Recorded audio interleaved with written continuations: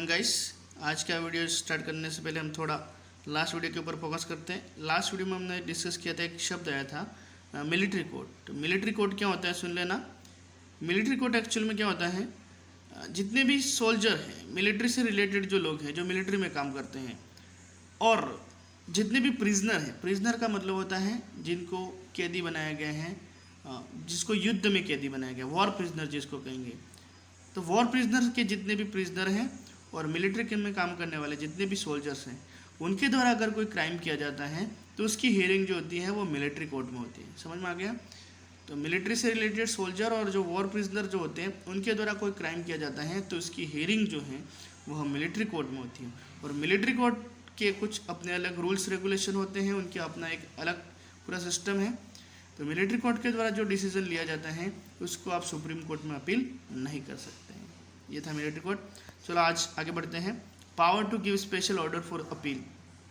According to article 136, the supreme court has the power to hear appeal against the decision made by any high court or the tribunal except the military court. There is no constitutional restriction on this power of the Supreme Court. Military court को छोड़कर बाकी जितने भी high court और tribunal court हैं उसके decision के against में आप सुप्रीम कोर्ट में जा सकते हैं, सिर्फ मिलिट्री कोर्ट को छोड़कर। Advisory जुडिक्शन। The Constitution has also given advisory jurisdiction to Supreme Court, according to Article 143. Article 143 जो है वह प्रेसिडेंट को ये पावर देता है। अगर प्रेसिडेंट को लगे कि ये जो क्वेश्चन जो है वो कॉन्स्टिट्यूशन से रिलेटेड है, पब्लिक इम्पोर्टेंस से रिलेटेड है, तो उस टाइम पे अगर प्रेसिडेंट को फील हो कि ये पब्लिक इंटरेस्ट से रिलेटेड क्वेश्चन है और इसके ऊपर उसको एडवाइस लेने की ज़रूरत है, तो उस कंडीशन में इंडियन कॉन्स्टिट्यूशन का आर्टिकल 143 जो है वो प्रेसिडेंट को पावर देता है कि वो सुप्रीम कोर्ट से उसकी एडवाइस ले सकता है। अब सुप्रीम कोर्ट की एडवाइस प्रेसिडेंट एक्सेप्ट करे या रिजेक्ट करे वह उसके ऊपर डिपेंड करता है। मतलब वो कोई फोर्स नहीं है कि सुप्रीम कोर्ट का जो एडवाइस है वो प्रेसिडेंट को फॉलो करना ही पड़ेगा, वो उसके ऊपर डिपेंड करता है। Court of record. आर्टिकल 129 के तहत सुप्रीम कोर्ट के द्वारा जितने भी डिसीजन जो लिए जाते हैं वह एक तरह से कोर्ट ऑफ रिकॉर्ड है। कोर्ट ऑफ रिकॉर्ड मतलब सुप्रीम कोर्ट के द्वारा जो डिसीजन जो लिए गए हैं उसको आप निचली जो कोर्ट है उसमें भी इम्प्लीमेंट कर सकते हो। एज ए प्रूफ उसको हर जगह रखा जाता है। मतलब कोई अगर ऐसा केस है इसके ऊपर सुप्रीम कोर्ट के द्वारा कोई डिसीजन लिया गया है तो उस सेम केस अगर निचली अदालतों में भी आता है तो सुप्रीम कोर्ट के द्वारा जो डिसीजन लिया गया है वो निचली अदालत भी उसको एज ए प्रूफ के रूप में रख सकती है।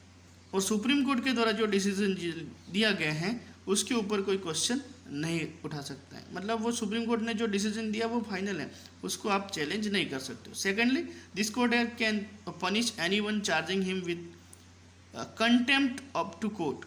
अगर कोई व्यक्ति contempt to court, supreme court की अवमानना करता है, मतलब सुप्रीम कोर्ट के डिसीजन को चैलेंज करता है, सुप्रीम कोर्ट के डिसीजन का वो पालन नहीं करता है, तो इस व्यक्ति को कंटेम्प्ट टू कोर्ट के जुर्म में गिरफ्तार या उसको पनिश किया जा सकता है। Power of fundamental rights. Supreme court of India is the protector of fundamental rights of the citizen. In order to implement the fundamental rights, the court has the authority to issue writs in the nature of. Supreme court जो है वो fundamental rights जो है उसको protect करने का काम करता है, इसलिए फंडामेंटल राइट्स को इम्प्लीमेंट करने के लिए वो डिफरेंट टाइप के रिट्स जो है उसको इशू कर सकता है। Habeas corpus, mandamus, prohibition, quo warranto and the certiorari, whichever may be appropriate as per the circumstances। ये सारे रिट जो है वो अलग अलग परिस्थितियों में सुप्रीम कोर्ट के द्वारा इशू की जाती है। नेक्स्ट है guardian of constitution, power of judicial review.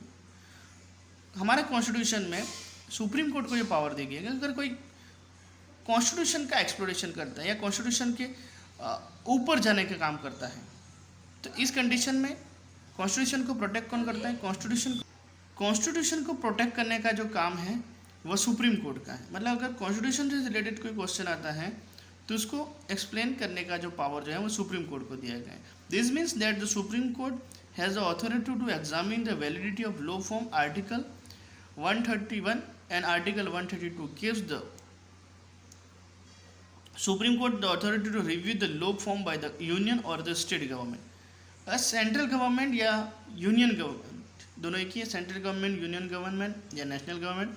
तो सेंट्रल गवर्नमेंट या स्टेट गवर्नमेंट के द्वारा, स्टेट गवर्नमेंट भी आ गया इसमें, तो सेंट्रल गवर्नमेंट और स्टेट गवर्नमेंट के द्वारा अगर कोई लॉ बनाया जाता है, अगर वो कॉन्स्टिट्यूशन के बाहर है या कॉन्स्टिट्यूशन का एक्सप्लोटेशन किया गया है, उसमें कॉन्स्टिट्यूशन को साइड करके वो लॉ बनाया गया है, चाहे वो सेंट्रल गवर्नमेंट ने बनाया या स्टेट गवर्नमेंट ने, तो उस कंडीशन में सुप्रीम कोर्ट के पास में वो पावर है कि वह कॉन्स्टिट्यूशन जो है उसको प्रोटेक्ट करे हैं, और स्टेट गवर्नमेंट या सेंट्रल गवर्नमेंट के द्वारा जो लॉ बनाया गया है उसको इनवैलिड डिक्लेयर कर सकता है।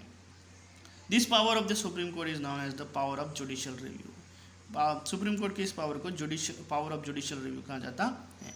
इस तरह से हमारा ये जो चैप्टर था सेंट्रल गवर्नमेंट वो आज एंड होता है। उसके लिए आपको सारे क्वेश्चन आंसर करने हैं। क्वेश्चन जो है वो मैं आपको नोट्स में अपलोड कर देता हूँ, आप वहाँ से लिखना और आंसर जो है वो आप देख के लिखना पूरा आपको सारा।